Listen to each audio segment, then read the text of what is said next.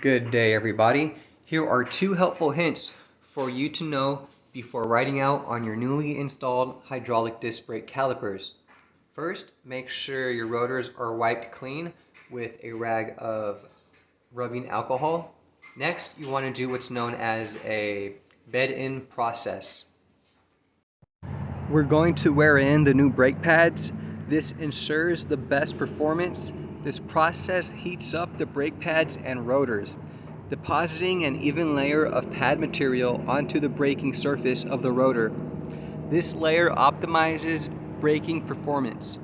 First, accelerate the bike to a moderate speed, then firmly and evenly apply the brakes until you are at a walking pace. Then release the brakes. Do not come to a complete stop. Repeat for approximately 20 times. You will feel the brakes biting more or feeling more powerful. Then repeat the process at even higher speeds.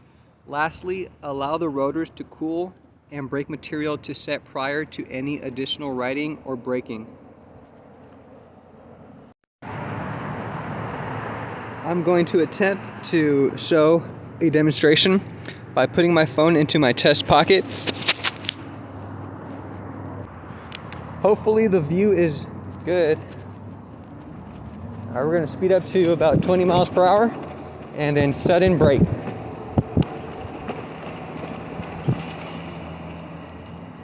Sudden brake down to 7 miles per hour and then back up again.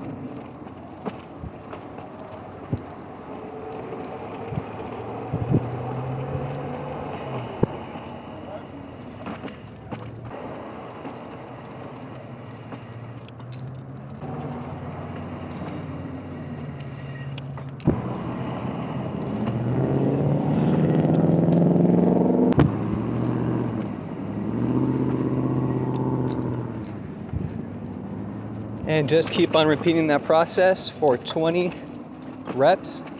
I have a package to drop off at Amazon. It's a return.